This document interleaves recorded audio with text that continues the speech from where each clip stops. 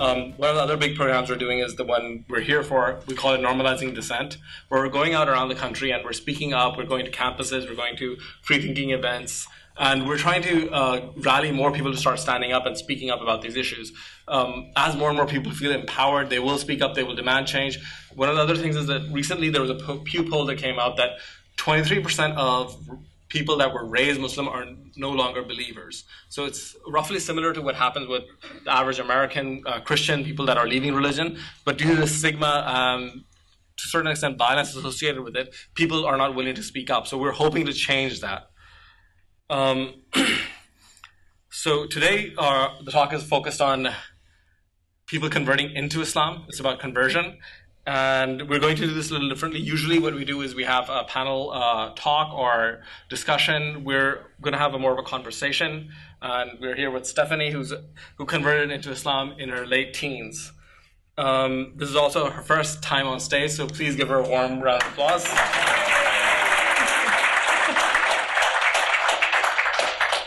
You'll find her journey a fascinating one. Before we begin, I wanted to tell you a bit about conversion itself in an Islamic context and provide some background on it. So one of the things within Islam is that a lot of things are, this will sound a little funny, anthropomorphic. So when it's talked about when Muhammad was around back in the day, clouds followed him around to give him shade, trees bent over to prostrate themselves to him. So this idea that everything is Muslim, everything bows down to the Islamic God and Islamic Prophet. And the same idea exists within, for humanity itself as well. So the idea is that everybody is born Muslim. So the natural state of man is Muslim. And later on, you may sin, you may become Christian, you may become atheist, you may become whatever else, but naturally you're Muslim. So when conversion happens, the term uses you're converting to Islam, you're reverting to your natural state, you're a revert and becoming Muslim again. Like Christianity, Islam is also an evangelizing faith. It's one of the parts where you're supposed to convert other people, you're supposed to spread the word, but it's a little more.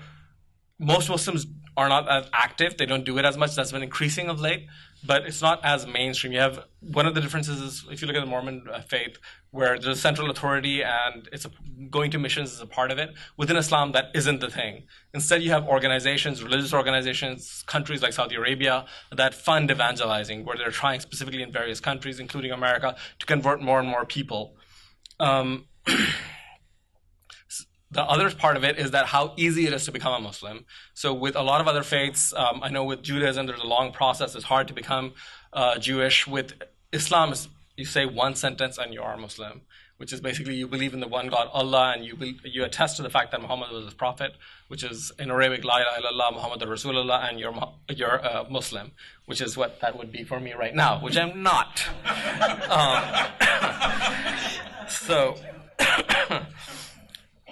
Often people don't know about Islam, and they step into it and they're learning it as they go along the way. And there are a lot of misconceptions both in the broader West and within individual communities. Even within Muslims, many Muslims don't know that much about Islam. So the other part of it is converts coming from a Western context. There's a lot of political baggage associated with that. There's an issue where they're viewed as traitors in a certain extent. They're converting to this foreign faith. On the other hand, Muslims like to elevate converts a lot because there's this totem, this idea that, look, our faith is so wonderful that all these foreign people are also converting to it. It's a validation. And therefore, converts are often lifted up a lot. A lot of the prominent Muslim speakers in America are converts. So one of the things is that there isn't that much data about how widespread it is. How many people are converting. We've got numbers that range from tens of thousands to hundreds of thousands. There is no real academic study about it that gives us precise numbers.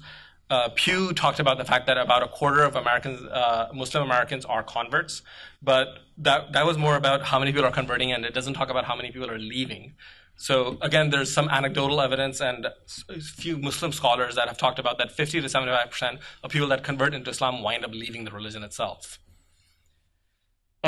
So now to begin with our conversation, Stephanie, could you introduce yourself and tell everybody a bit about yourself and what actually drew you into the faith to begin with? Absolutely. So, hello everyone. Again, we're very honored to be here, and bear with me. It's my second language. English is my second language, and it is my first time talking in public. So, Stephanie, born in Quebec, Canada. So French, very Catholic. Born into a Catholic, not very practicing, mostly agnostic Catholic family. Grew up that way, very secular environment. So I guess coming from a very agnostic and secular environment, it's a little bit odd to convert to a religion afterwards. Youngest of 7 siblings, 6 older boys, learned very young to try to take my place. With wonderful and a loving family. Converted to Islam when I was 18 years old, I believe 18 years old, late teens. Oddly enough, Mohammed was asking what drew you to Islam. A lot of people will talk about like the theology itself, right? Like it seemed more simple. The faith, Islamic faith, to them seemed more, to many people seems more simple. There's no Trinity or anything like that. That's not what appealed to me. What appealed to me, oddly enough, was the very defined gender roles in Islam, the rigidity of the rules that manage these social and family interactions between genders again and between members of the society. I thought that the rigidity of those rules, for example, one of them being segregation. Women and men Islamically should be segregated as much as possible everywhere because, of course, woman is a temptation wherever she goes. And I thought that would be the solution to many of the problems existing in the West. Over-sexualization of children. I thought, sexual abuse, cheating, and extramarital affairs. I thought Islam had the solution to it all. That was a long time ago. And so those were my reasons. Body image issues, wearing hijab. I wanted to cover up, and I wanted every single woman on the planet to cover up so I'd feel better about myself, or at least less bad. This was a huge part of it for me. The theology itself, I had a harder time. I came from a more agnostic background, so it took some work and efforts for me to convince myself of a creationist God, of an interventionist God, of heaven and hell, which, I mean, life is more comfortable without those, really, especially without hell. So that took more work for me. It's the last of the reasons. Everything else was more important to me, and I realize it's probably not frequent, but for me that was the case.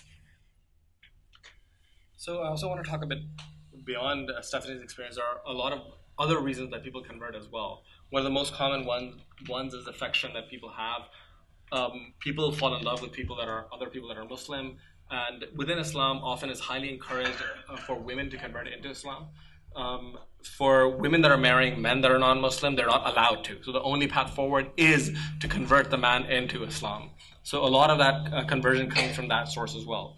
The other side of it is there's a certain amount of romanticism and exoticism tied with this foreign religion and the foreign idea, and people want to understand that, and a path to doing that is converting to the religion.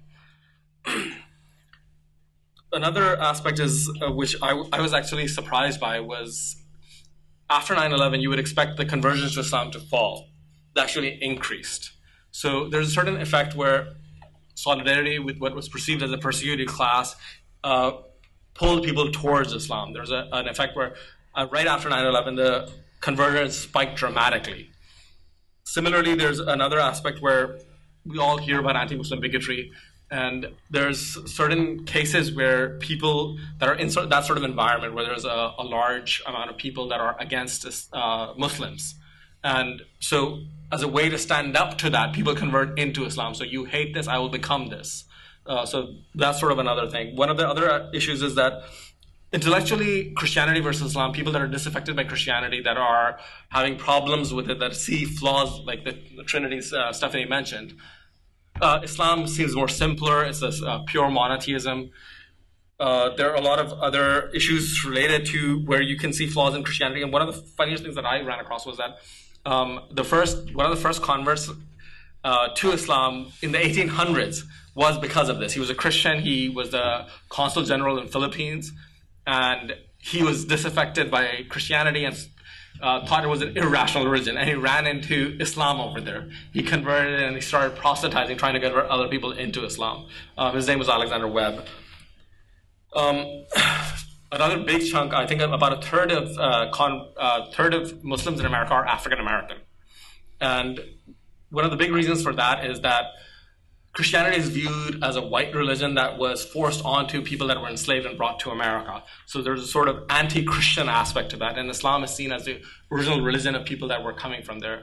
Christianity is viewed as slave master's religion, while Islam is the original identity. A lot of people converted in the this is primarily in the civil rights eras, in the 50s, 60s, 70s, there were a lot of converts, Malcolm X for one, that converted into Islam.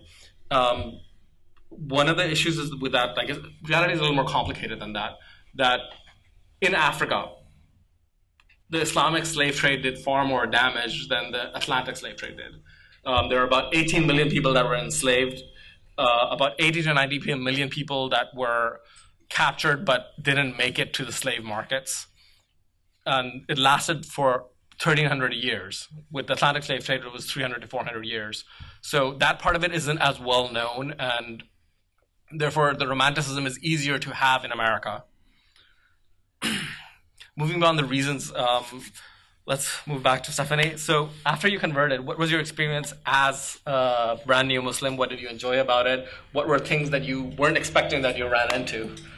Well, as Muhammad was pointing out earlier, you are praised to no end when you convert to Islam. If you make any effort at studying it, you're like a god almost. You're so praised and so celebrated all the time. So obviously that felt good. That felt great, and that, to be honest, lasted the whole time that I was a Muslim. So that felt pretty amazing. And I could see people wanting that more and more, right? You get that and that feels good. I want some more. So that was, one of the things that was so great. The sense of community. The sense of community was phenomenal and lasted also until I deconverted. So this was huge, a huge attraction. And I think goes a long way to keep people in the Islamic faith for such a long time, is that, again, you always have friends, you always have people around you. People never leave you alone. They always make sure they never leave you alone. If you're alone, you might leave. So they never leave you alone. They talk to you. They call you every day. You make amazing friends. You see them every day. The sense of community was really, really great. And it was, after I've deconverted, it wasn't that easy to find again. So again, I can see why that would be such a big draw for people. Another thing was it gave myself a false sense of peace. At first, I felt like everything is mapped out for me. If I follow this, I will never have mental health issues. I will never be unhappy. I will never be stressed. I will never be lonely. I will never be basically anything. Everything will be beautiful. Life will be basically perfect. So for a long time, this false sense of peace stays. Not quite as long as the sense of community. That goes quicker. Eventually, you actually study the religion, and then the sense of peace goes away. You get really confused and a little bit stressed out and upset. So again, the praise of the people, I can't get back to it enough. That was so great. What was unexpected to me, completely unexpected. Again, as Muhammad was saying, it takes 2 sentences to convert. La ilaha illallah wa Muhammad Rasulullah. I'm also not a Muslim. Again, that's never going to happen. It takes that much. In my experience, and for me, it took only that much. I read like 2 little introductory books given to me by an Islamic center somewhere. And that seemed great. Everything seemed beautiful. I converted. I knew nothing about the religion other than the 5 pillars. And there's only one God, not 3. You only worship the one God, and there's no intermediary between you and God. There's no priest, there's no, minister, there's no reverend, there's only you and God. It somehow seemed somewhat appealing, and then I realized God only speaks Arabic. He's omnipotent, omniscient, but he only speaks Arabic and only understands Arabic. Thus, I have to learn enough Arabic and enough surahs in the Quran, like chapters of the Quran, so that I can pray and perform prayers in Arabic. And I thought that that's That was unexpected. That was, well, it's a very universalist religion, but he only speaks one language. I'm not sure I get it. Another thing was, as you start to study, then so many things come up. As Muhammad again was pointing out earlier, the state of fitra, like natural belonging to Islam. So there are many odd things about this. There were hadith where the Prophet, Muhammad, whenever he evacuated, it would just disappear. Things like this. So you read this, and as you go along, you're like, okay, that makes no sense whatsoever. So there are a lot of unexpected bits like this. Because you convert, you have no knowledge. You start to get knowledge after you convert. And most of it is odd and off and unexplainable. So as you study more and more, you find more and more of these details. And it's just, I couldn't deal with it in the long term. One thing that to me was, I guess, unexpected that I learned after converting, but before my mother passed away, is that okay, I'm a Muslim, people around me were not. My family wasn't. They were all atheists, agnostics, or Catholics. When these people are alive, you can pray for the salvation of their souls. So that, not salvation of the soul, you can pray that they will convert to Islam and thus have a chance for salvation. Once they passed, once they are dead, you can no longer pray to God for the salvation of their soul. They had to convert while they were alive. Once they're dead, it's done. My mother passed away. I was like, no, she was a good person. She was a great human being. I cannot believe that I'm not allowed. It's a sin to actually pray for the salvation of her soul. So that many details like this were unexpected. Islam, before I started reading about those, felt so universal. And then I'm like, no, not at all. It's really not. It's very select. It's a select club of small people that's going to go to heaven, and everybody else is burning in hell. So a lot of unexpected things through the years of study. So one of the other issues regarding conversion is that if you're coming into contact with a very conservative, literalist faith, people that are converting, either they adopt that, they themselves become very conservative, and you often see that converts tend to be the most zealous. Salafi Islam, which is an austere version of Islam, where it's very literalist, the texts are the only thing that really matter, culture and tradition does not matter at all. That's often very appealing to converts. They go in that direction. They're also overrepresented in terrorist convictions, for example. So in America, if you're a convert, you're twice as likely to be convicted of terrorism than if you were raised Muslim. In the UK, that's 3 times as likely. So there's a certain zealousness, because it's a choice that they're making. They're choosing to become a part of this religion, and therefore they look into it more than the average Muslim does. They're often more well-educated on the religion than the average Muslim is, and therefore they adhere to it more closely. The flip side of that is there are also people that they're coming from a Western liberal tradition. You're joining this religion, and then you see certain flaws, you see certain issues. Islam is supposed to be perfect. So they try to pull Islam into the direction of liberalism. So that's the opposite side, where people join and they think, so there's homophobia in Islam. That can't be true because Islam is perfect. So we need to reinterpret the scriptures, and we need to make it more friendly to a liberal version of reality. So one of the things is that a lot of progressive Muslims tend to be converts. So within America, there's only one publicly gay imam, Dai Abdullah. He's based in Washington, D.C. He's a convert. He was born Sidney Thompson. He converted as a teenager. Amina Wadud, who's one of the most prominent female Muslim leaders, who's advocated for female priests, female imams. And she raised a bit of controversy when Abraham, in an Islamic tradition, he had 2 sons, Isaac and Ishmael, and Ishmael was sent to Arabia, and she called him a deadbeat dad. If you look at it objectively, he was a deadbeat dad. He got rid of one of his kids. And she talked about that, which was scandalous. She also was a convert. She converted in her early 20s when she was in college.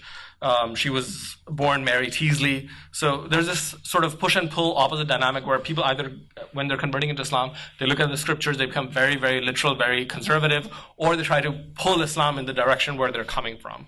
So a bit of a pro and a con over there. One sad thing is that a lot of this is happening in the West, but it doesn't translate internationally. So this idea of pulling Islam into a more liberal direction, in America that may have some effect, but in other parts of the world, it doesn't translate well. People, they aren't given that sort of reverence or impact that we would hope. So talking about religiosity of converts, how religious were you when you converted? I was a Muslim for almost 12 years. So obviously, I've most of my adult life until now, I had cycles. There were times when I wasn't too practicing, especially at the beginning after I converted, the time that it took to actually study Islam and learn enough Arabic to pray and enough chapters in the Quran so that I could pray. Learning everything. So I had phases where I was less practicing, and then eventually I did study a lot more. So I became very, very practicing. I did, for a few years, I did my 5 obligatory prayers. I did all my voluntary prayers, which is an awesome thing to do because according to some hadith, some traditions, things that the Muhammad back then, not this one, the other one, said is that every time that for one day you complete all of the voluntary prayers, you get a house in heaven. So, you can have a whole country full of houses that belong to you in heaven. I was like, whoa, I'm going to get me some of this. So I was trying to get the voluntary prayers in there too. Waking up at dawn, Fajr, dawn. It's hard. In Saskatchewan, sometimes that's 3:45 a.m., so that's pretty early. I did have several years where I was very, very practicing. I did study a lot. I did, study Arabic enough so that I could at least read, the Quran a little bit. And then eventually I did read the biography, several biographies of the Prophet and the stories of his lifetime, and that led me right out. So to be more specific about that, so you went from this person that was studying a lot and that was reading and understanding Islam. How did it go from there to not believing at all? Like, how did the spell break? It's a very long process. For me, it was, and I think I could go ahead and say that for most. I either raise Muslims or convert. It's a long, long process. Something puts the seed of doubt in your head, and then from then you get panicked a little bit. So for me, the seed of doubt was, I had been studying Quran, I had been studying Arabic, I had been studying what we call tafsir. It's like context to the verses in the Quran because sometimes, mostly, they're very ambiguous. So you need like layers and layers and layers of context so you can actually understand what's written in the book. So I was doing this. I was taking recitation classes, like the rules of recitation, memorization, context, everything. And it had been a few times, once or twice, I came across verses in some chapters that talk about war and war booty. So pillaging. You go to war and you pillage. You take whatever fortune, riches you see here and there. And then it always said that whatever the man's right hand possesses. So the first few times I came across two specific, verses, it didn't, I thought it was war booty. It's a bag of gold or something of that kind. The third time I came across this in the Quran, was alone at home with my daughters and studying this. And it says, it was in the context of sexual relationships.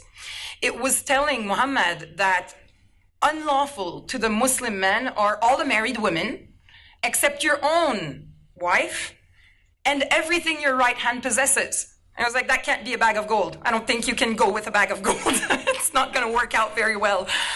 What is this? What is it if it's not a bag of gold?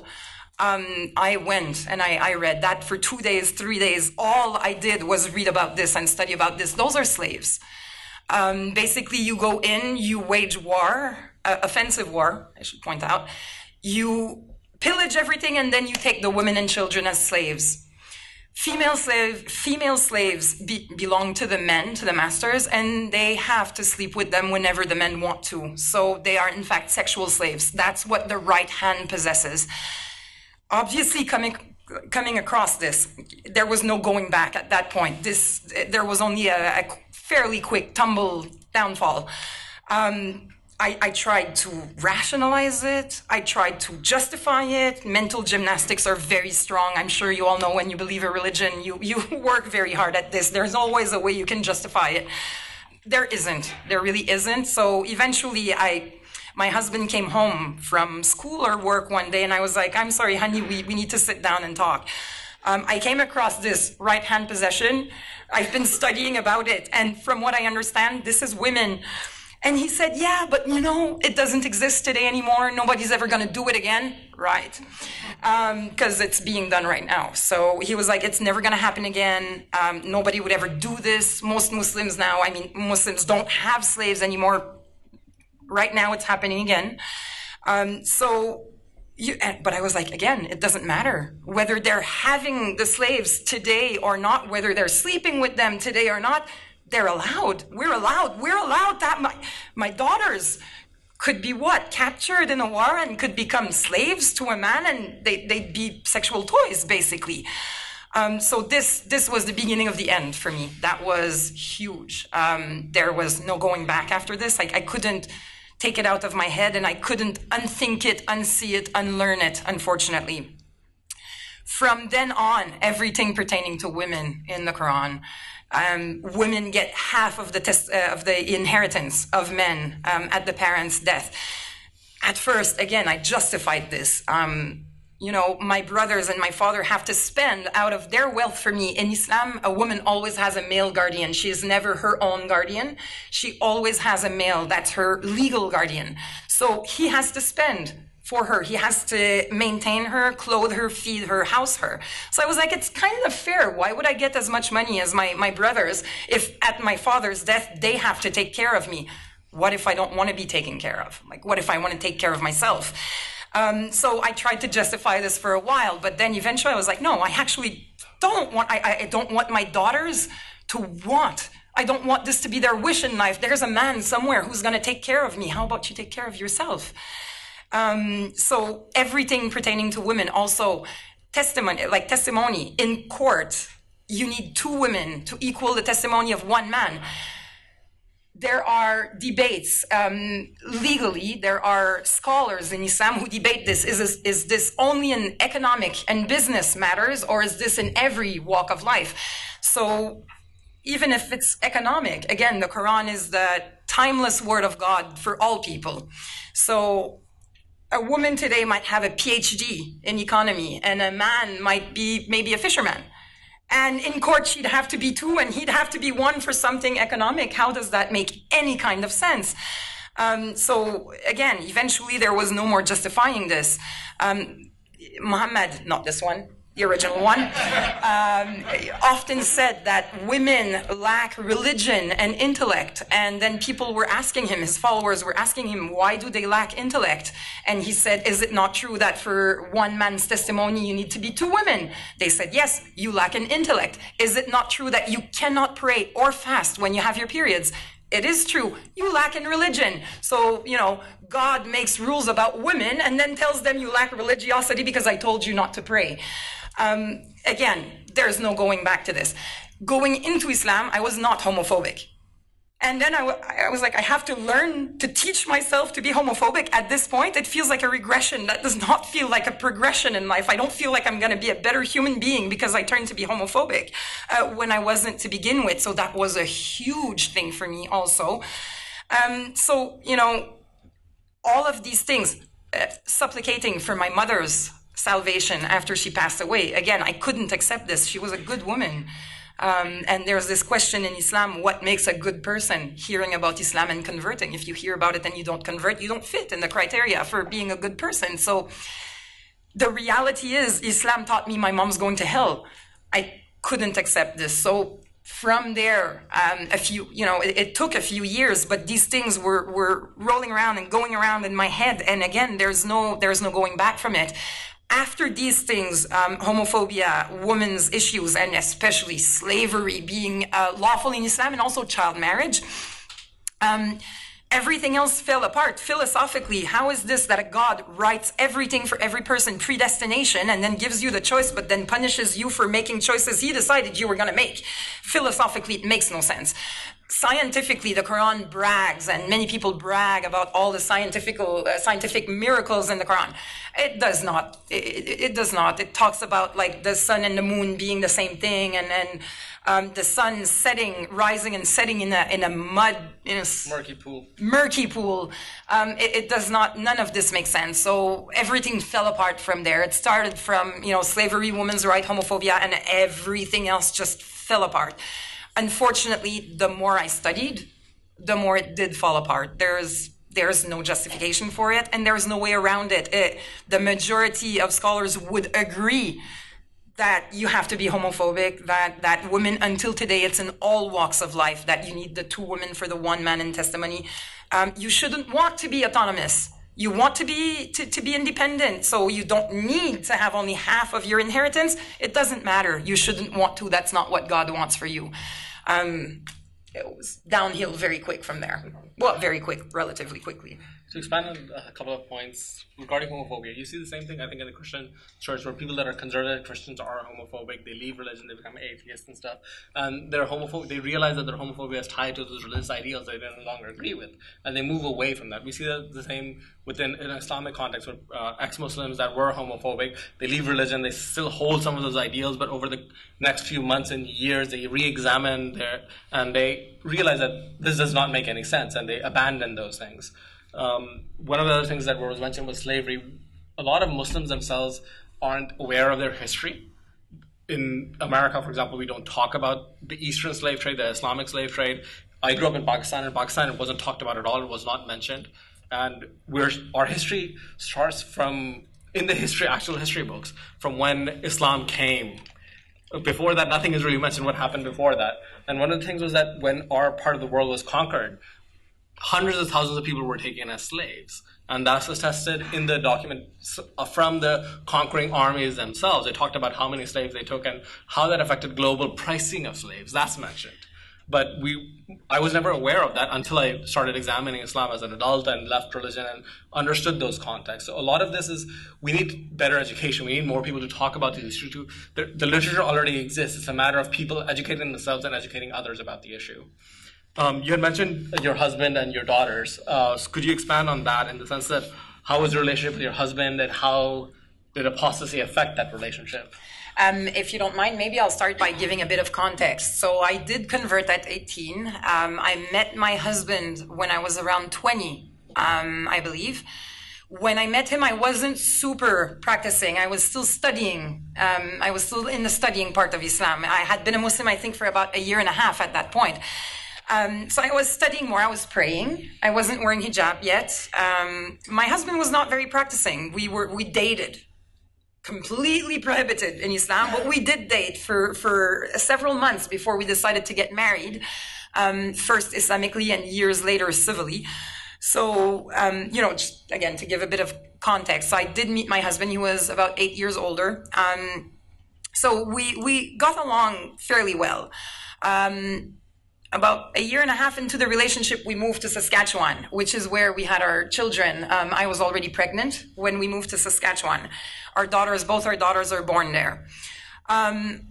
So what happened in terms of my relationship with my husband? So first of all, I didn't go from being a Muslim to, I'm an atheist. It took some time, and the doubts took time to spread. I took more time to study my issues before I stopped. And it's not a decision. I just stopped feeling it. Eventually, I was like, there is no God. It's impossible. There is no heaven, no hell. And until I reached that point, I didn't voice anything.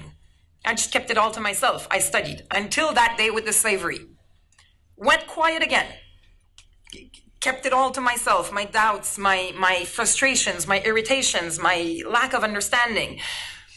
My mom passed away in 2007, and I could no longer keep my frustrations silent. This is where I started to speak out. I started to, what is this? I can't pray for my mom. I can't. From that point is when I started to voice my doubts. My husband at first, he tried, like I could tell he was a bit concerned. He was trying to get me back into the fold and trying to explain the unexplainable away and justify the unjustifiable and, tolerate the intolerable. We did that game for some months. eventually that didn't work either, and I continued to speak out, and I spoke out more and more, and I guess then is when he got really, really concerned. He figured, as a man, his love for his wife, which I believe was genuine, colored by the lenses of Islam, but until this day, I think his love for me is still genuine. He loved me, but the love of his wife, his love for his wife, his wife's love for him, all this pales in comparison to the need to go to heaven. And Islam, the man is responsible for the salvation of his family, his wife and his children especially. So he was thinking, what? I'm going to have a non-practicing Muslim wife who's going to raise my kids here in Canada, very secular Canada. My kids are gonna be, they're gonna be degenerates. They're gonna go to hell for sure. There's no way my wife can raise them here and they're gonna go to heaven. So he figured, I have to find a way to bring them back somewhere to the Middle East. That's the only way I can ensure that, in the Middle East, parents raise the children and the community raises the children, because everybody's looking at each other and what everybody's doing and gossiping. And so the community is effectively raising the children. So at that point, he pretended that he didn't mind. He was okay. I'm like, okay, we're going to, I'm going to take off hijab. I'm thinking about it. He was like, fine, no problem.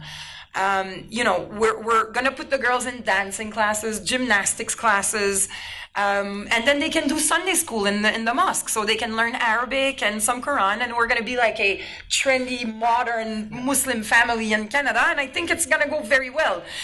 He agreed with everything. He was like, yeah, that's a fantastic idea. What he was in fact doing at that point was trying to figure out what way he could convince me to go to the Middle East with him, so that in the Middle East, as a woman, you lose all rights, any rights, especially as a foreign woman, no rights. So he was like, especially as an apostate. Especially as an apostate, yes.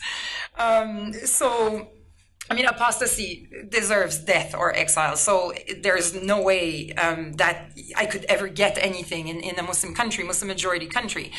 So he started to think this through. What can I do? He found a really good way. He's a smart man. I'll give him that much. He thought, I speak French. He speaks English. He also speaks Arabic and Berber, which was his native language. So native from North America before the Arabic conquests. That was many languages at home. Our kids were a little bit delayed in learning languages because of this. So he thought, okay, I'm going to tell my wife I want to learn French. So he tells me, we're going to go to France. I want to do a PhD in France. I'm going to learn French for a year and then do my PhD there. He made me fill all the paperwork, made me, call France several times, universities, so I can get acceptance letters for him, language schools. I rented us an apartment, sent the check for the first month of rent. All this, it took a year and a half to get ourselves ready to move to France so he could do his PhD. About 2 weeks before leaving, he tells me, Steph, my mother is old. She's never going to travel out of Libya. She'll never see the kids. Do you think we're going to France already? We should just go to Libya just 2-3 weeks a month so that my family can meet the kids, especially my mom, who's never she doesn't exactly know how old she is. She'll never actually have papers. Back in the day in Libya, there were no official papers. So she can't travel. So he tells me, we're just going to go there. We're going to send our stuff, bring some of it to Libya, send some of it to France, and we're just going to spend a few weeks there and go to France. I loved him. I still thought our marriage is working. I was scared. I'm not going to lie. Even though I was happily married, I was a bit scared. I had concerns, and I decided, okay, what are the odds? We have all this waiting for us in France, and he can't want life in Libya for his kids. Not when he's also Canadian. He eventually got the citizenship. So I'm like, there's no way he wants to bring the children there. Really, life is so much better and easier here. Education, health, everything else. So okay, sure, let's go to Libya. Leap of faith, yeah. So we go to Libya, not even 3 days into Libya. He tells me, yeah, there's no way the kids are ever leaving Libya. There's no way I'm going to let my children, my daughters, especially daughters, raised by a non-Muslim woman, and turn them into degenerates that are going to go to hell. So we're going to stay here. You can go if you want, but I'd rather you didn't. I'd rather you stay and be a mother to your kids and become a Muslim again. It was a big shock. The worst in my life until this day, still the worst. After I got over the shock, I figured I have no choice. I have to stay here and see what I can do, how I can organize this, so that maybe I can bring my children back from Libya. That's pretty much. It affected my husband a lot more, and he was good. I'll have to admit, he was really good at pretending it didn't affect him at all. For a year and a half, he was planning this, and I had no idea. Or I didn't want to see, which is the same thing. I couldn't see, didn't want to see. I don't know. Couldn't tell. He seemed fine. Seemed fine with my taking off hijab. Seemed fine with my not praying quite so regularly. Eating bacon. Having the occasional glass of wine. He seemed okay with all that. So... yeah, he wasn't.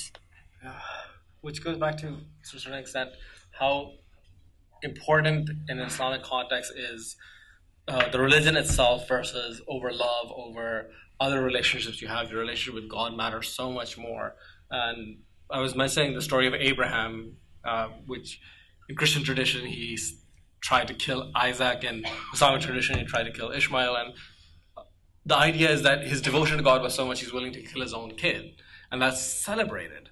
And it's sort of the same thing where who cares about the people you love when your devotion to God is the only thing that really, really matters. So you're willing to screw over people that you really care about because of this imaginary friend that you have. Friend? It's a big word. Yeah, that's how they view it, right? Well, imaginary friend who's angry and likes to punish a lot. Abusive friend, there you go. So while you were in Libya, what happened over there? What was your impression of Libya? What happened? How did you wind up back in Canada?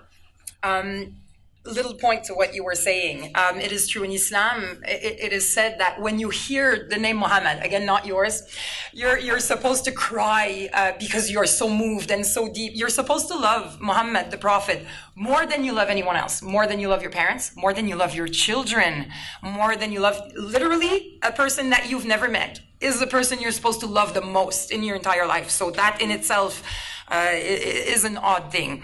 So when we were in Libya, I mean, obviously, when he first told me, I was stressed out. The relationship got a little bit strained at the beginning, but then I realized very quickly that I had to keep my place. Otherwise, I mean, he can throw me out of Libya like this, and there's no way I can go back. There's no way I can take my kids out of there. So I realized the importance of appearing like I wanted to go back to Islam. So I did that.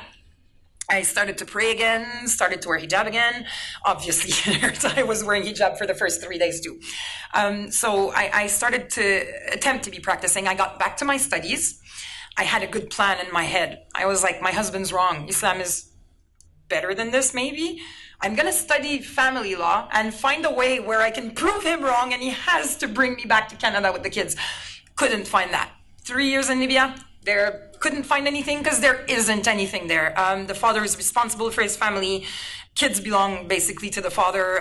So there was no way around it. I spent many months attempting to do this. Incidentally, my husband ditched me there in Libya and went back to Canada to work for a few months and told me, you're going to go live with my family. For the 4 or 5 months I'm gone. I told him that's not gonna happen. I will harm myself. I will harm someone in your there's no way you're gonna leave me in one of your brother's house. That's not gonna happen. So I was lucky enough. He did leave me with the kids in the car, with family promise that they would come and call 5 times a day to check on me. He did leave me in the apartment with the car and the kids, and left for Canada for 5 or 6 months. During this time, being alone at home with the kids, I tried to continue to keep up the pretense with his family, with him on the phone. Eventually I couldn't. I also didn't want to stress out my family. I have 6 brothers. I have my father. My mother was passed away. I did not want to stress them out. I did not, there's nothing they could do for me, and I knew that. I figured I'll try to do my best to convince my husband that I'm a practicing Muslim. Maybe he'll bring us out. Eventually, around Christmas time, I broke down. I couldn't. I told my family everything. I told them that wasn't my plan. I don't want to be here. I didn't want to stay here. It's my husband who's keeping us here, and I want to come back home. So from then on, I actually I got myself a lawyer. I found a judge who agreed to go the very unorthodox way of accepting testimony from me through Skype on the internet, and granted me custody of my children. So according to Canadian law, I have full custody of my children. Full legal custody. I tried to change their names. I couldn't. I tried to get passports for them. I couldn't, but I could get temporary traveling papers with only my name on them and their names. But again, they have a Libyan name, so I tried hard to change their names. I just couldn't.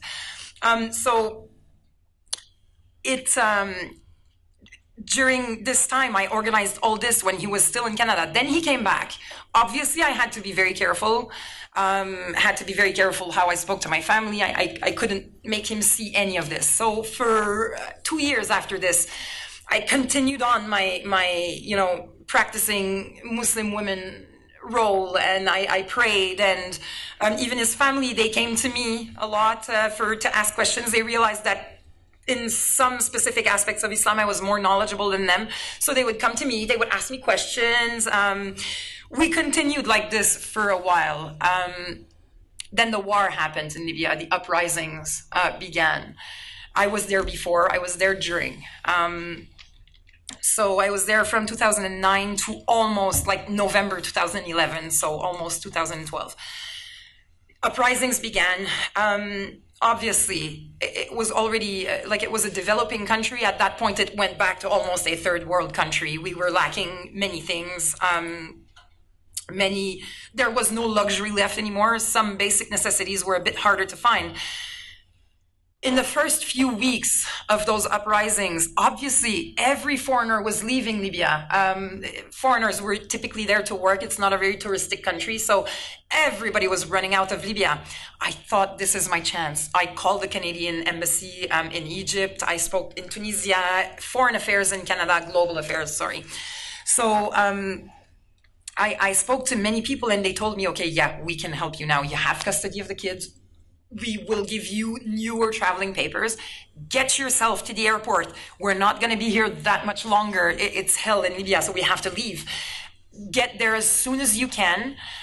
One thing I should point out is that normally, Libya, to get in, you need a visa, but to get out, you also need a visa. You can't just get out with your passport. You need an exit visa. So Gaddafi lifted the necessity for an exit visa so that all the foreigners could leave, and then he could just shoot at his people, in peace. Again, I was like, this was my chance. No exit visa. Nobody's going to ask any kind of questions at this point. So I waited a Friday, which is Jummah. It's the day that it's like church day for Muslims. It had been already several weeks that there were no women or children in the streets anymore. It was war, so violence everywhere, checkpoints everywhere. Just that in itself, I knew I was going to attract attention a lot. Women alone on the street with kids. I don't speak Arabic that well. I don't speak Libyan dialect that well. I knew that was going to attract attention too, but I decided, you know what the heck, I'm going to try it. Took my kids, packed up, took my papers, decided to leave. It is one of the scariest, it's the scariest day of my life, I think. It took me 2 hours to find a taxi who would agree, or an hour, I think, to find a taxi who would agree to take me to the airport. Most of them were like, you're wearing hijab, you have children, there's a war, you're on the street, you don't speak Arabic very well, this is all very fishy, no, we can't do anything for you. Eventually, I found an Egyptian taxi driver who was like, I can tell you're lying, but come on in, I'll bring you to the airport. And I could tell he was like, yeah, you're not telling the truth, but that's fine, just get in. And he was amazing. He got us to the airport as fast as he could. In the airport, again, it was chaos. Normally, you can get until a certain point with cars, but now there were tens of thousands of people hoping to get out. Foreigners from Europe and the United States or North America were very lucky. Everything was organized to get out. Foreigners from the rest of the African continent, their countries weren't doing anything to help them. Nobody, so they were just stuck at the airport, living on the grounds in tents, trying to get out, and it was horrible. So we had like tens of thousands of people, a huge crowd to go through. He brought me as far as he could with his car, and then he was like, unfortunately, I have to let you go on foot. Refused any kind of money. If he ever sees himself one day, thank you. Refused any kind of money and let me go from there. I got caught at the boarding gates by my husband, who came home from the prayer and thought the TV's on, the lights are on, door's not locked. Where could she be? She obviously left. I stole money from him. He found that. I had found my passport, not the kids, but my passport hidden in his thing. So I took that. I took some money. I left. Where could she have gone? Airport. So he called the airport and told them, I'm a Libyan man. I figured that's what he told them. I'm a Libyan man. My wife is a foreigner, and I think she's trying to go with the kids. So they basically closed everything down. They didn't tell anyone. They just were refusing for any planes to leave. So they wouldn't let people board the planes. And I could tell after an hour being there, I was like, there's something wrong. Why aren't they letting us board the plane? So he found us there. Also, an interesting point is the law, the way that it works. All the policemen and the security people in the airport were ignoring me, looking at my husband, asking him, what are we doing with her? Basically, they were waiting for him to instruct them on what to do with me. Should they put me in jail? Should they, I don't know, rape me, kill me? I have no idea, but they were just all looking at him. What do we do with her now? So he said, I'll bring her back home. And one of the guys just patted his shoulder, don't go too hard on her. Like, beat her, but not too much. So basically, from that point, again, it was still chaos in Libya. My husband just didn't allow me to stay at home unsupervised with my children anymore. So for months, and really I stayed only months after this. So for months after this, he would either leave the house, bring the kids so he could leave them at someone's house, like a family member's house. After, I believe, 2 months, he started to allow me to stay at home again with the kids. But then every about 10 minutes or so, and we had one of our neighbors hit my brother-in-law and his family. So they would call every 10, 15 minutes. And if I didn't answer, literally second or third ring, they'd run over like quicker than I could blink. So from then on, I was so watched and so watched and supervised. There was really nothing I could try anymore. And also I became very, very depressed. We had to leave Tripoli and run to the mountain because of the war. I had to wear hijab 24/7 because there were men living in our house. Like some of my brothers-in-law were living in my house. So I had to sleep with my hijab on. There was no electricity. NATO was dropping us boxes of food on top of the mountain. We received airdrop boxes of food. Life was really, really difficult. So after a few weeks, maybe a month and a half I think around a month, we went back to Tripoli, which was liberated from Gaddafi. And I was very depressed. I was angry. I was sad. I could see, everybody could see the effect that my anger had on my daughter. One of the things that struck me the most is the day that my 5-year-old daughter asked my husband, can I do this, Baba? Can I go and do this? And my husband said, no, you can't. And she said, it's because I'm a girl, right? If I was a boy, I could do this. You'd allow me to do this, but I'm a girl, so I can't. She was 5. I was shocked, and I tried to retain my anger and my bitterness, and I couldn't. So eventually my husband started to tell me, you're so depressed, you're so angry, we're all of us miserable because of this. So travel to Canada, please, without the kids, of course. Go visit your family, your dad, your brothers, your friends. Stay there a month, 2 months. When you come back, you're gonna be relieved a little bit and less stressed, less depressed and the whole family will benefit from this. We're all unhappy because of you now. Looked at him. Really, I was certain he wouldn't even allow me out of the country. So now you're pushing me to travel. And I told him, one thing I've learned through the years with you is that you never say something for no reason. There's always a hidden agenda somewhere, apparently, and you're good at hiding. What's your hidden agenda? What? Nothing at all. I shouldn't. I should have known better. I knew better. But he took months. For months, I held on. I refused to travel. But a few months into it, I was, again, so depressed, so unhappy. For months, he didn't show me any other idea than you're miserable. And again, he did it for a year and a half. Why would I think that 3 months he would show? So I agreed eventually to travel to Canada for a few months so I could see my family and come back. At that point, the airports were closed in Libya. Well, the only one airport in Tripoli was closed. So he had to drive me to Tunisia so that I could take the plane there. The borders there, it's not quite like between the States and Canada. It's a bit different. So you get out of Libyan security, a lot of people with a lot of guns. You get out of the security. There's some sort of a no man's land, I guess. It doesn't really belong to anyone internationally. And then more people with more guns, and you get inside Tunisia. We weren't inside Tunisia yet. We were just out of Libya. And he took my phone, deleted all my pictures that I had of my kids on my phone, and he said, I know you have custody of the kids. Turned out he was spying on my dad's computer. When he went back to work to Canada, he put the spying thing on my dad's computer. So he knew everything I did with my father's help to get custody of the kids and everything. So he said, if you want to come back to Libya and come back to the girls, I don't want you to cancel your custody of the kids. I want you to give me full custody of the kids. You will give up all your parental rights over the children. That's the only way I'll accept you back in Libya. Obviously, there's another trauma right there. Went back to Canada, thought about it for a few weeks,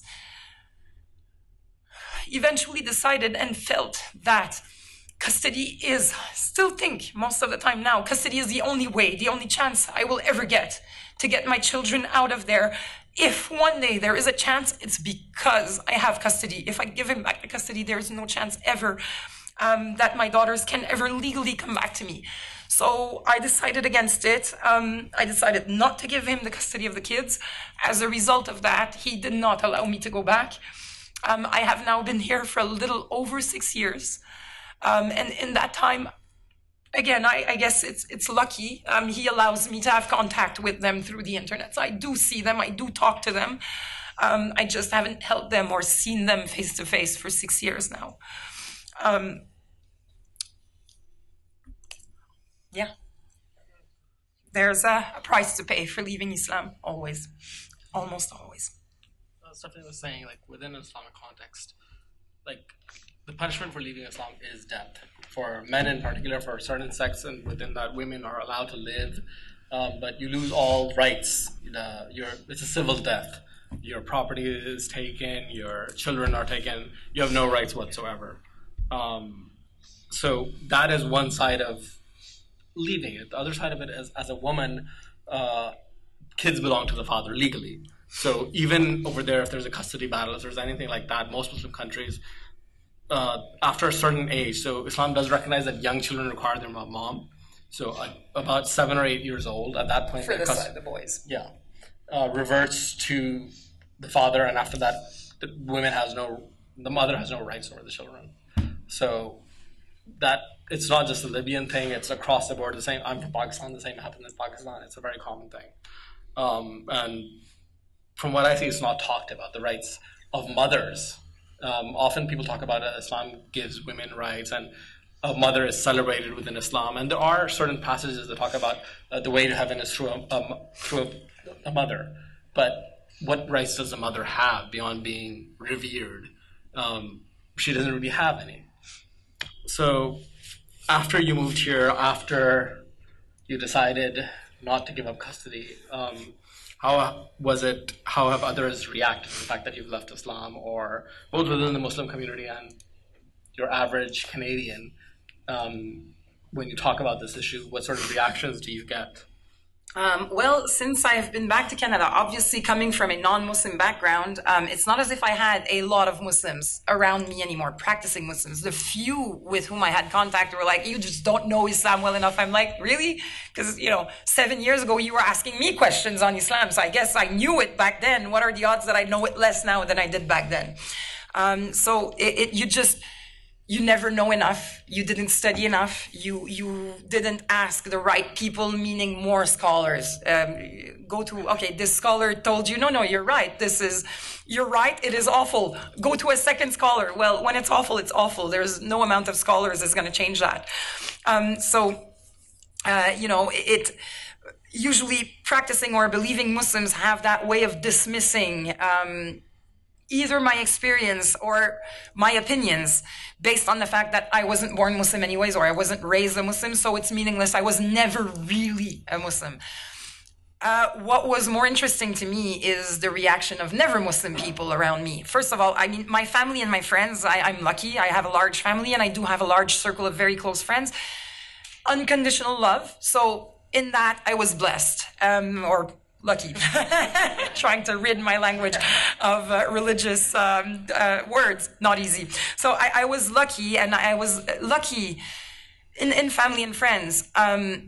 Everyone else, or almost everyone else, I got, I'm not even sure how to explain this, so much, for example, the various responses to my telling either my experience or the things I know about Islam, the things that I studied about Islam. People, never Muslim people would usually tell me, you're too emotional. You're too emotional to understand, I guess, 11 years of study. You shouldn't confuse one bad experience with one person, one monstrous person, for Islam and what it stands for. So first of all, this argument, this is an Islamic argument. Women are emotional, they're not rational. That's why women lack in intellect and in religiosity, because they're so emotional that they can't think straight. So I'm like, really? Are you giving me this argument now? And also you've known me all my life. Do you not think higher of me? Do you not think I'm intelligent enough to make the difference between my anger, resentment towards my husband and the things that I've studied?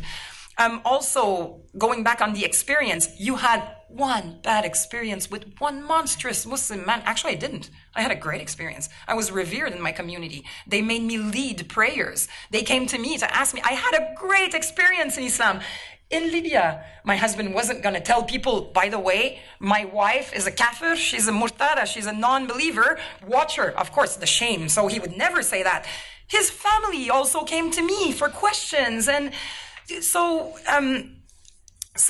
it's, what do you mean a bad experience? I didn't have a bad experience. The only bad experience I had came after I distanced myself from Islam. Before I distanced myself from Islam, the experience in the Muslim community was fantastic. So I was never mistreated. So I get irritated at this argument. It's not a bad experience. It's a bad study that led, or a good study of really bad things that led to and then very bad experience. Another thing they would tell me is, you can't let the experience with one person dictate to you what an entire group or an entire ideology or religion is. And then that person would go on to tell me, my sister married a Muslim man from such and such country, and it's the happiest marriage I've ever seen. So you're telling me that my experience with one person doesn't count, but your experience with one person counts? How does that work out? Everybody has that trendy friend at the office who happens to be Muslim and maybe wearing hijab, maybe not, and they're super modern, super trendy, accepting of everyone. So that's Islam. Okay, well, to me, Islam is not what people want it to be, but what I see in the scripture. That, to me, that's what Islam is. And the scripture said my husband was right in doing what he did. Even people, he's a monstrous man. He's not. He's actually a good man. If I had been able to believe, I would have been a happy woman with him. He didn't mistreat me. He was a good man whose head is entirely blinded by a book and by a religion. So to say that one monstrous man, he's not a monster. He's a very good man. He's a good man, a very practicing Muslim man. So that's what went wrong. It's the Islam. It's not him. So again, this is another argument. And then beyond that, this is maybe the nicest sort of encounter I've had. The worst is within 10 seconds, I'm a racist, I'm xenophobic, I'm, Islamophobic. I'm like, I have an irrational fear of something I don't know. Like, I know Islam really well, and it's not an irrational fear. So it's pretty rational. So how do you term that Islamophobia exactly? I have people who knew me, people I thought would know me better than to just presume that I hate everyone who doesn't look like me, telling me you're racist and xenophobic and Islamophobic, and you're blowing on the flames of intolerance with your speech. So could you just keep quiet? Could I just keep quiet?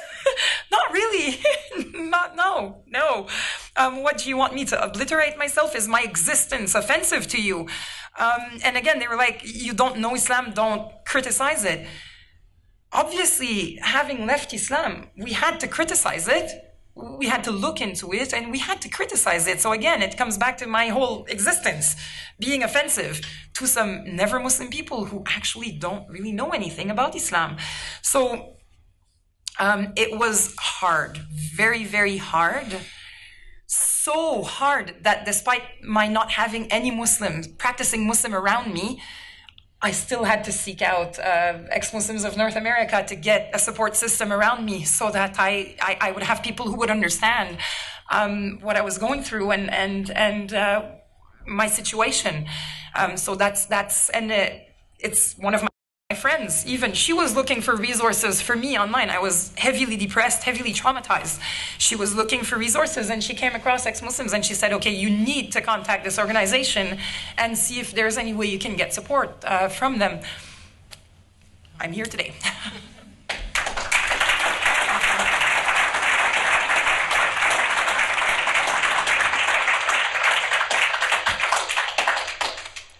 I was mentioning in the beginning that converts are often put on a pedestal in Islamic context. They're lifted up. So when they leave, there's this sort of double stigma. So somebody like me, my name is Muhammad, I look distinctly Middle Eastern. It's harder to call me a xenophobe. It's harder to call me a racist. For somebody like Stephanie, it's much easier to go down that route. There's sort of a double whammy that they get, like they lose everything on one end and then they're not embraced on the other end. And what you were talking about regarding I think this is a larger context where ex-Muslims are disliked by everybody because we're inconvenient. So on the political right, they dislike us because we're not willing to dehumanize Muslims. We understand that they're good people that are trapped in a bad idea. If you pull that idea out, they're actually, most people, like the average American, and anybody from anywhere, most people are good people. They're good people too. They're trapped in a bad idea. So since we're not willing to dehumanize them, people on the political right are very unhappy with us. On the other hand, on the political left, there's this tendency that we can't criticize Islam, the political climate, and all these other issues. Change can't happen unless you're willing to push and talk about the problems that exist. And they're very unhappy because of that. So we're sort of stuck in a position where everybody hates us. So, between a rock and a hard place. And that's just in the context of people that don't want to kill us. That's a whole different group of people. So it's a good time. That's the easy part, yeah. The other thing that, like Stephanie mentioned, that her friend came across like ex-Muslim from North America and joined. And so that's sort of what we're trying to achieve, where we're bringing up these communities where people from a lot of different backgrounds. We have people from about 30, 40 different ethnic backgrounds that are part of our various support groups. And we need your help to actually make that happen. And it works. The fact that we're here, we're traveling around the country, we're doing these videos. So if possible, we would appreciate any support you guys can give us. There are cards at the back and brochures at the back. You can go to the website and donate. And spread the word. One of the bigger issues that often ex-Muslims don't know that there are other people. People leave, like Stephanie left. People didn't know. She didn't talk to anybody. She was concerned, her husband, other people. And that's very, very common. For most people, they leave Islam and they think they're alone. They think they're alone. And we have siblings, actual two brothers joined our support group separately. And they were like, "You're here? Oh my God." We've had that happen with couples where husband and wife joined separately, and it was, "Oh my God, you're an atheist too?" So, as I was mentioning, the Pew poll, where 23% of people that were raised Muslim no longer believe in the religion. 23%. So that means 1 in 4 person that American Muslim. American. Identify, like you can see them as Muslims, probably isn't a Muslim, one in 4.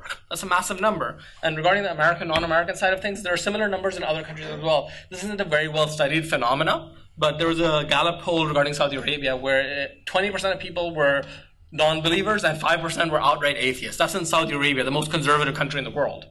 So similar underground groups exist all over the place. There are atheists in Pakistan. Every country you go to, there are underground atheists and people, but the atmosphere is so toxic that in 13 countries, so going back to what we're talking about regarding it's your lone experience, you had a bad experience. If the laws of the countries, like 13 countries have laws where apostasy is punishable by death. Other countries, dozens of other countries have criminal sanctions. You go in Kuwait, you go to jail for like a year or two for publicly talking about this. So if it's an individual experience, why are all these laws there? If it's an individual experience, why are the laws where women have equal rights, where mothers have equal rights?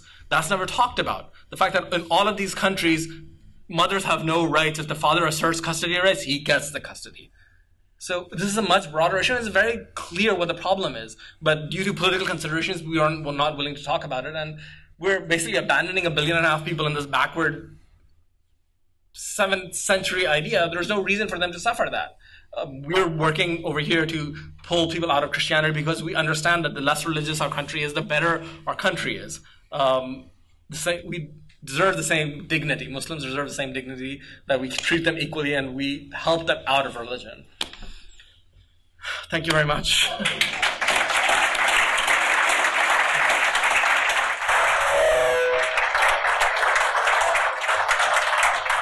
Stephanie Mohammed, thank you so much for being here and sharing your experiences. So my question is, given the fact that Islam has been so intolerant of leaving the religion in dissent, it's often been said that Islam is today where Christianity was in the 1500s as far as being intolerant of reform. So if you had to put your finger on it, my question is, if you had to point out 1 or 2 things fundamentally, what is it that makes Islam so inherently different than Christianity, even though they believe in the same God?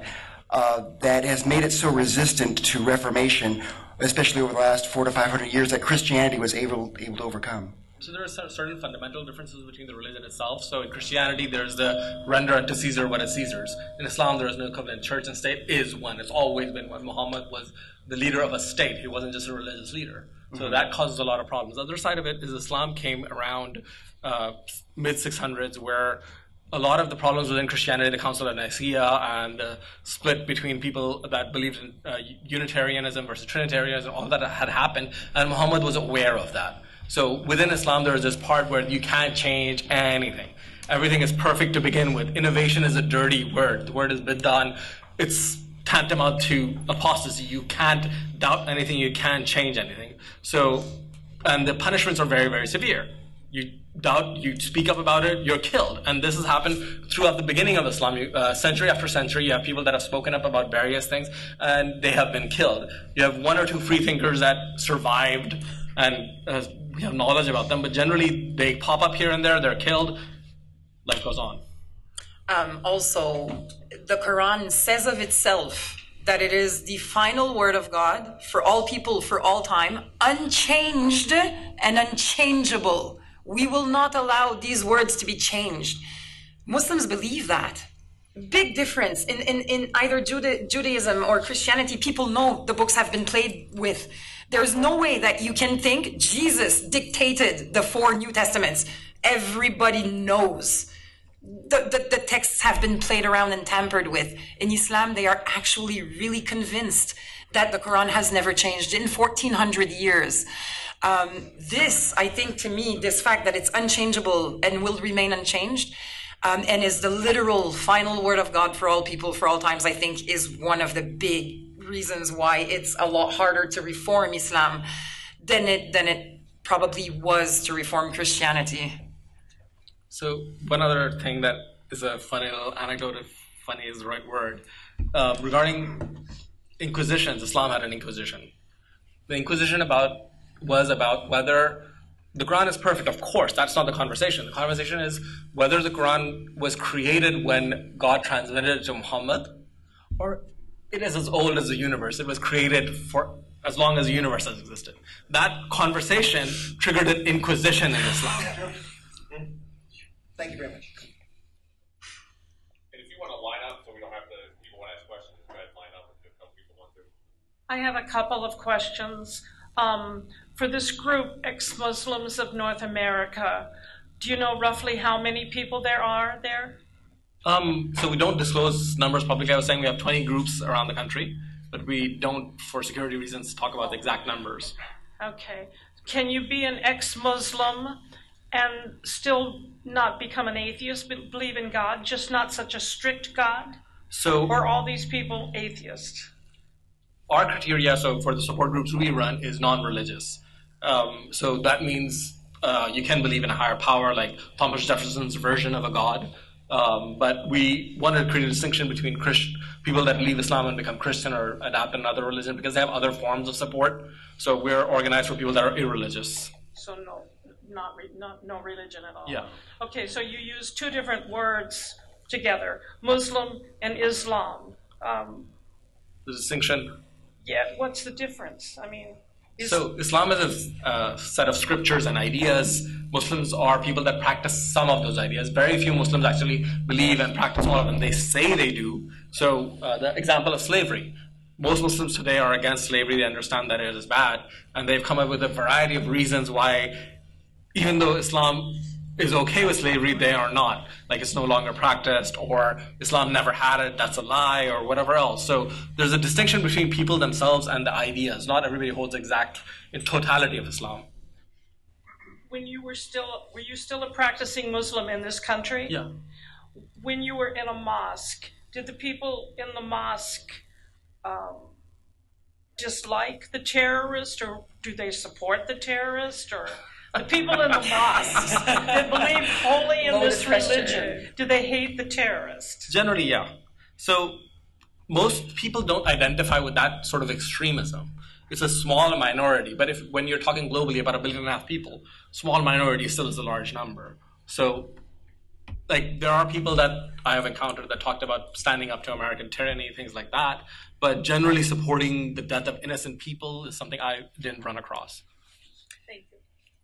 Also, sorry, one point of clarification. Innocent is a loaded term as well. So death of apostasy, apostates are not innocent because they're speaking up against Islam. Hello, thank you for coming.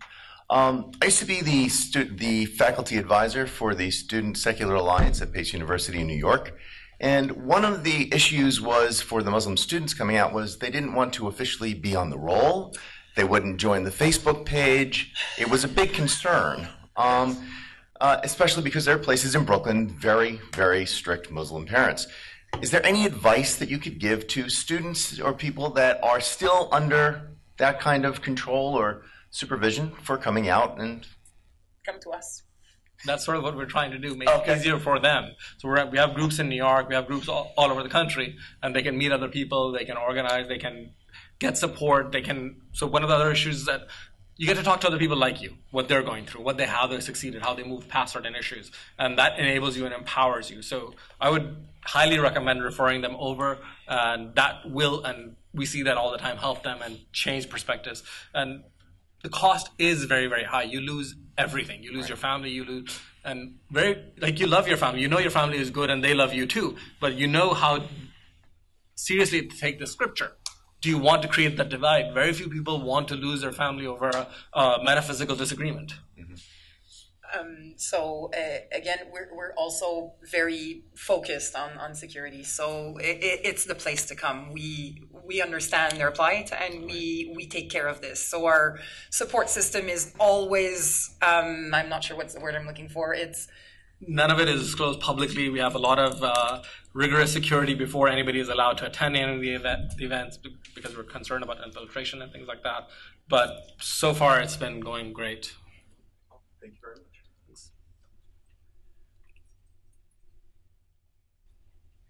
Yes, I have a question about how it would be okay if your husband and his family let y'all just die in the war versus letting y'all leave. I don't. Is that religion so important that you'd be better off dead than safe? I didn't expect that question at all. So it depends how you're viewing it. So looking at it as this life, you can talk about what's better, living or not living, or letting people die or not die. But the concern isn't this life. The concern is eternity. What's 20, 30 years, 60 years on this planet when you're going to live for eternity and burn for eternity or be in heaven? It's this perfectly life is rational a test for the next one. to sacrifice this life for the next one when you know the next one is so much more powerful. In terms of my husband specifically, I asked him that after the beginning of the war. I told him, okay, now our daughters are Canadian. You are Canadian. You're going to bring us back, right? Like, you're not going to keep us here in a war zone, in a war-torn country. And he told me, and he was not angry. Now, I realize I'm ascribing these words to my husband, no one else. My husband is the only person who said that. I realize the majority of Muslims would not agree with that. But my husband told me, and he wasn't angry when he told me. He said it would be better for you and the girls to be raped and killed in front of my eyes than for you to raise them in Canada as a non-Muslim and they go to hell. If they're killed and raped here, they go straight to heaven. Wow. If you actually believe in it, it makes perfect sense. There is this forever and ever versus a tiny period of time. He wants his kids to go to heaven. That's the only thing he wants. Wow. It's his priority. So as Muhammad went and brought this religion and everything, and then he died, and then the caliph took over his son, and then they didn't like him, and they became Shiite. Son-in-law. What is the thing that continues to tear the two groups apart, and are they going to come together at any point, do you think, given that the situation? From an optimistic atheist perspective, they'll come together when they all leave Islam together. Yeah. They really don't make any difference as far as what they believe. It's just that one of them is Shia and one of them Shiite. Yeah, so the distinction over there is that it's a Game of Thrones style issue of who gets power. So Muhammad's best friend gets power versus Muhammad's son-in-law gets power. That was the conflict, and Muhammad's best friend won that conflict, and the son-in-law didn't. And there were his followers that formed the Shia group, and it was actually Shiatul Ali, like the believers in Ali or the followers of Ali. And that conflict has existed throughout until now. And one of the aspects is that Shia revere Ali a lot. For the non-Shias, the Sunnis, they talk about God, they talk about Muhammad. Shias often talk about Ali and Ali's kid, Hussein. And to the mainstream Sunni perspective, that is very close to blasphemy, that these are just average guys. They were, yes, related to Muhammad, but Muhammad was a prophet, these guys weren't. Why do you revere them? So a lot of Sunnis view Shias as apostates. And is there a caliph now that for each one of them, or that it was, no. So on the Sunni side, the caliphate ended with the Ottoman Empire when the Ottoman Empire died. On the Shia side, they have something called an imam, which is basically a religious leader. Right. And they had that's a very funny, entirely different issue. So they were with the Sunni side of it. It was sort of a mini election where the high up people elected the next caliph, and then it became a monarchy. With the Shia side, it was the descendants of Muhammad. And the 12th Imam vanished around his teenage or something. And he's supposedly the hidden Imam that will come back, and he's still around. He's immortal, apparently. So living amongst us somewhere. Yeah, he's in hiding. Or something like that. I heard some. Yeah, what's funny that I learned about that was that since nobody saw him for the next 50 years, his advisor still ruled in his stead. And only when they died, they said that he's gone into hiding and he'll come back at a later date. So he probably died very young, but they just continued on with the facade that he's still around.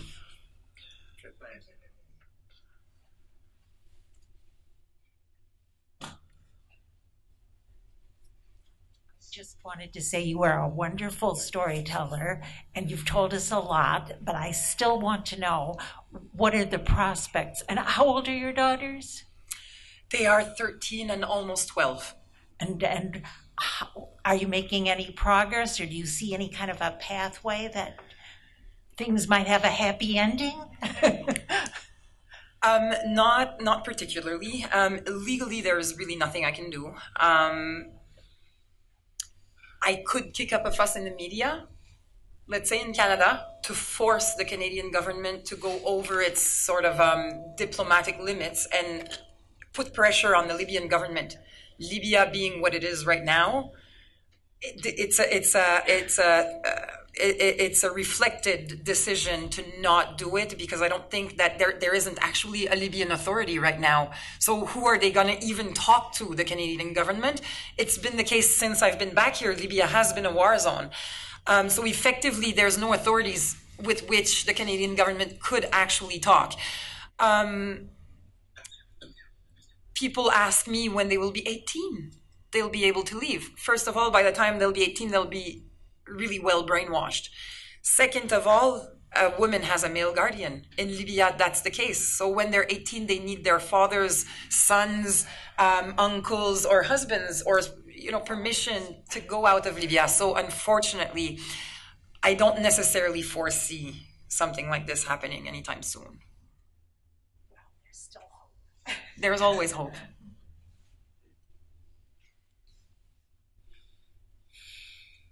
So I studied convivencia in medieval Spain in class last spring, and I was wondering if that idea of the shining jewel in the West from the Islamic Empire of Spain was kind of like the idea that more radical Islams were trying to put forth for the future. Is that kind of the thing that they're going for, or is not at all? Not at all. Okay. So from my perspective, some of that is myth, in the sense of it wasn't a tolerant place. It was more tolerant compared to how backwards Christianity was at that point, but compared to the modern world, it was not tolerant at all. Also, a lot of liberated Islam back in the day that we talk about, the golden age, it was dependent upon the leader at that point. So you have an enlightened caliph, and during his rule you have enlightenment type things going on. He dies, it changes dramatically.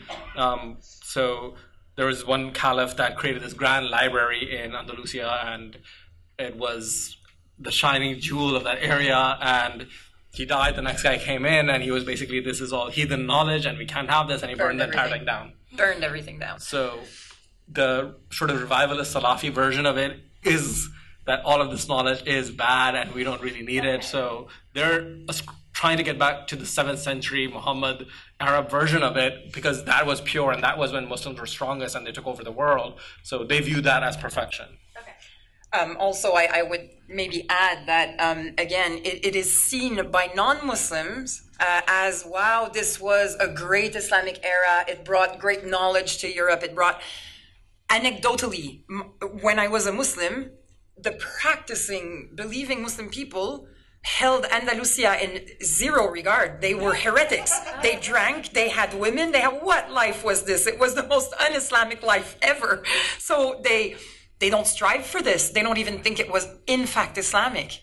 So I didn't see that like either. They wouldn't strive for this. They would actually say it was horrible, and thank God everything got burned. So, yeah. Thank you for coming and telling your story. I just have a couple questions about your children. At their age, 11 and 12 or 13 years old, they obviously know you're not there. Are they told why you're not with them? And are you concerned for their safety in that country?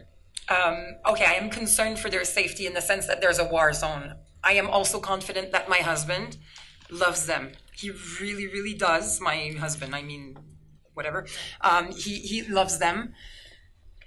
He doesn't want harm to come to them. He will protect them to the best of his abilities in Libya. So I'm not overly concerned in terms of that. It's not as if they were going to go play in the street by themselves every day. They're not. They're going to be supervised at all times. So the chances that, let's say, the army or authorities would harm them is minimal. The other side of your question... Why? What are they told about you? Okay, that's interesting. They ask my husband frequently. They ask their dad, "Why isn't Mama coming back? Why?" And he tells them every time, "I don't know. Ask her." And then when they ask me, I Skype with them, and he supervises. I can't tell them, "Well, I don't like Islam," so he threw me out. He's right there listening. He's supervising what I'm saying. I'm not allowed to bad talk Islam. He won't know, or he will cut the contact. So this is a catch-22. He tells them, "Ask Mama. I don't know why she's not coming back." And then when they ask me, I can't actually tell them. One of the reasons I'm talking here today, under my real name, is in the hope that one day they'll find me. That one day they'll find Extremists, and they'll know why. They'll put the pieces together, and they'll know why I didn't come back. Will they be able to get a visa, you think, down the road at 20, 21, 22? Technically, because they're Libyans, no, but they're also Canadians. We'll see. Okay. Good luck. I'm sorry. Thank you. Last question. One, just thank you for coming and telling your story. So, one of you said, I don't remember who, we all have that trendy friend at work that seems very progressive, and my wife and I both have separate people that we work with that we've become friends with and we talk with, and we're very open about we're atheists and those kinds of things, and they seem totally fine with it, but they have wives at home that are very traditionalists, you know, like it seems like almost the opposite. And so you kind of mentioned that you came to question your faith through kind of the women's rights, right? So my question though is, how can we lay some seeds for the men? You know, because the friends we have are men. What are some resources? Because I can debate all day long Christianity because I came from a very a strict religious background. So, but I can't. As soon as I start talking to him about religion, I can't keep up because he comes up with all these different things that I have no idea what he's talking about. So, what are some seeds or some resources that we can use to plant some? You know, because it all starts with just that one question, right? To make them think. So my question is more geared to you, like from man's perspective, how can we? So it depends on how they view women to begin with. If they don't view women as equals, it's hard to convince them that they are equals. If they, on the other hand, themselves are somewhat egalitarian, you can start talking about why their wives don't have the rights and what are they going to do for their children so that their daughters, for example, are they allowed to go to college? What are you doing regarding that? Like the various milestones within their lives and how they plan to tackle those challenges. You can even talk about your own children and how that relates to that they're going to college and you're concerned about X, Y, and Z. How do they plan to handle those sorts of things? So a lot of day-to-day life, how they handle it differently, gives you openings to talk about it. Regarding debating religion, the religions aren't that different. Like from the larger nonsensical parts, be it Genesis, evolution, whatever else, all the nonsensical parts are identical. We acquired a website. We're still in the process of revamping it, so it's a work in progress, Wiki Islam, and it's basically a wiki about Islam. And so there are a lot of topics you can look into directly, and more than what's written there, you can get references. So you can look up which verse, which hadith, which scriptural elements. So if you want to talk about a specific topic like slavery, you can get all the references you want, and then you can have an informed conversation without that much effort. Can you pinpoint a couple of key things that made you question? So for me personally, for everybody it's a little different. For me personally, I was very much into science, very much into astronomy. So when I started putting the pieces together, it was very clear that Islam reflects a 7th century understanding of the universe. If you know about Ptolemy, there were 7 layers, where the sun, moon, and all the planets were embedded. The Quran specifically talks about the 7 heavens in exactly the way you would expect from a Greek understanding. There are lots of other things like that that reflect the 7th century Greek understanding of the world, which are completely nonsensical in a modern context. Also, a lot of things that are in the Quran that I was told were wonderful and groundbreaking. Embryology, for example. When you look at the broader context, the Greeks were talking about that 500-600 years before that. But with much more precision than the Quran ever could. Yeah, my friend is a physician and can somehow differentiate and knows science very well. Yeah. Can differentiate and talks about how the Quran knows, like how we were created new things about in the womb. So read that exact verse. It's completely wrong. Read it yourself and then talk to him about it. So it talks about how first the skeleton is formed and then flesh is formed on the skeleton. That is not how babies are generated. That doesn't happen. All right, thank you. Point him out to the order of the verse, the way it talks about it. Yes, I understand that my whole life is just a blink of an eye. The history of the earth is with each moment that goes by. But this moment that I'm with you, it feels like time has stood still. It feels somehow like it matters, and that it always will.